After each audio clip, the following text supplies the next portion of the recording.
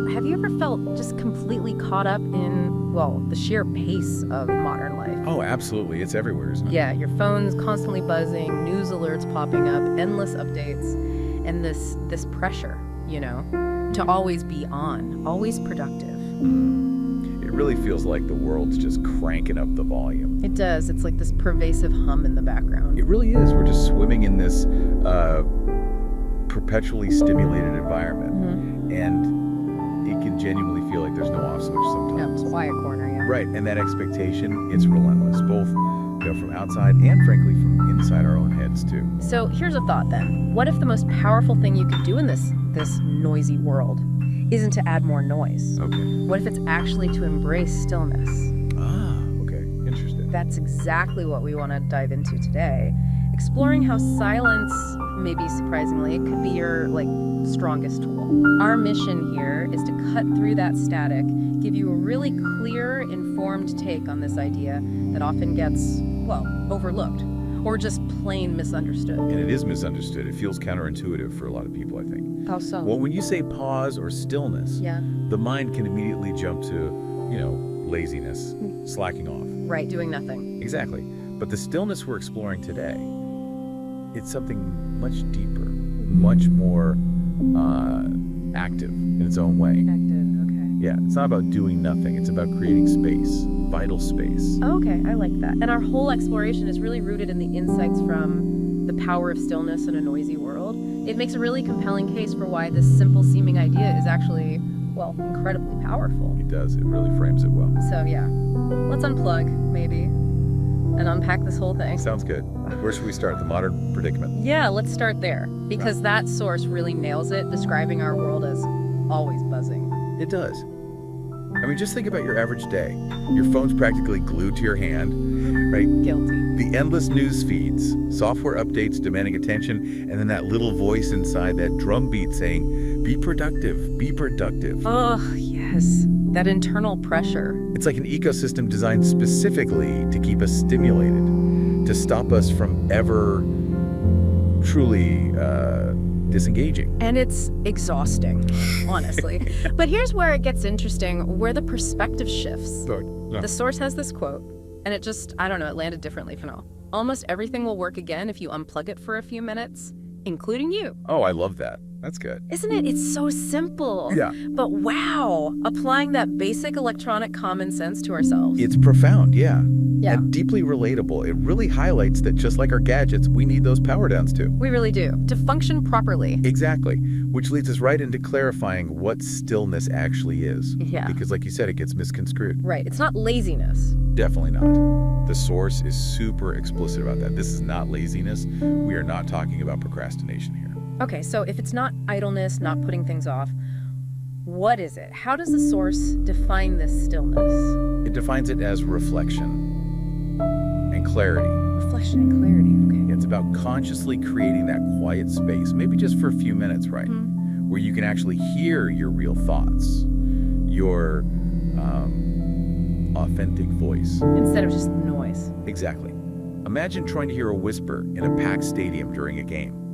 It's kind of like our minds most of the time. Yeah, good analogy. Loud. Very loud. Stillness is like turning down that stadium roar so you can actually hear that whisper, that inner wisdom maybe, your own guidance cutting through the noise of the world that usually just triggers our automatic reactions. Okay, that makes perfect sense. And that clarity, that's what transforms how we engage with everything, right? Precisely.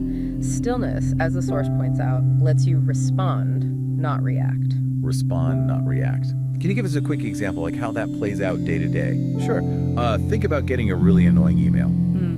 Or maybe a text message that just pushes your buttons. Okay, happens all the time. Right. So a reaction might be firing back an angry reply instantly, fueled by that emotional surge. Yeah. Impulsive, often regrettable. Been there, done that, regretted it. Haven't we all? But stillness. Yeah.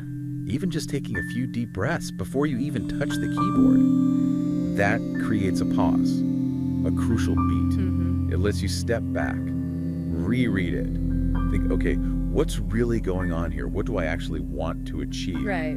So your response then comes from, consideration, from hearing that quieter, truer voice, not just the immediate shout of anger or frustration. And that space.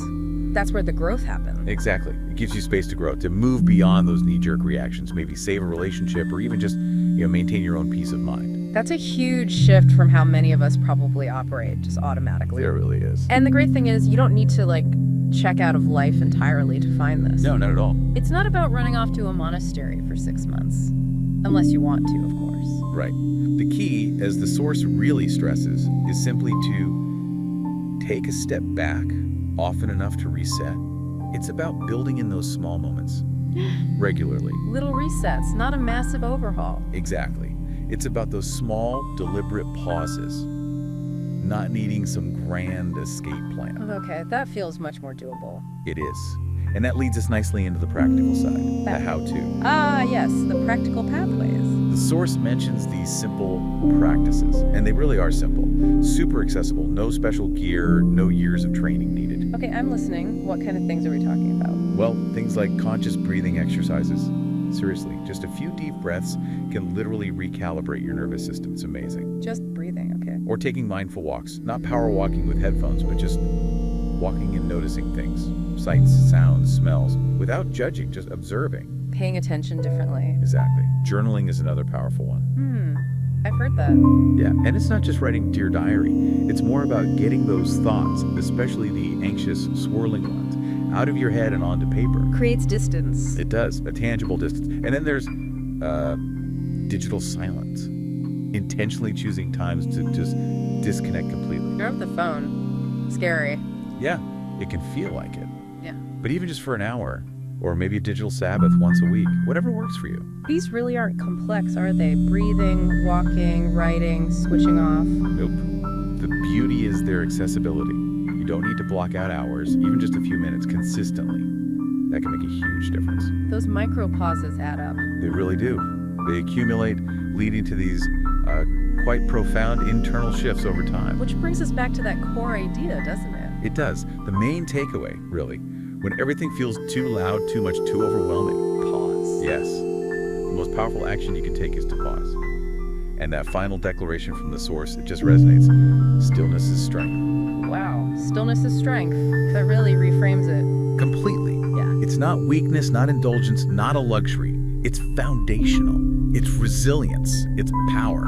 Okay, that's a really compelling thought to end on. So just to quickly recap, in this crazy, buzzing world, hitting pause, finding some stillness, it's not just, a nice to have. No, it's genuinely transformative, a powerful act. It's how we shift from just hearing all the external noise to finally hearing ourselves, letting our actual voice, our genuine voice, start to guide us.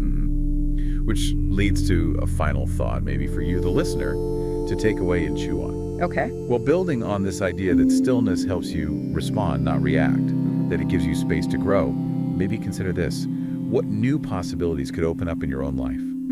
What might emerge if you intentionally choose to pause more often? If you let that genuine voice guide your actions, instead of just, reacted constantly to all the clamor out there?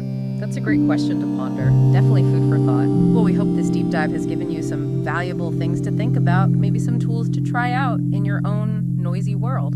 Yeah, hope it helps. Thanks so much for joining us today.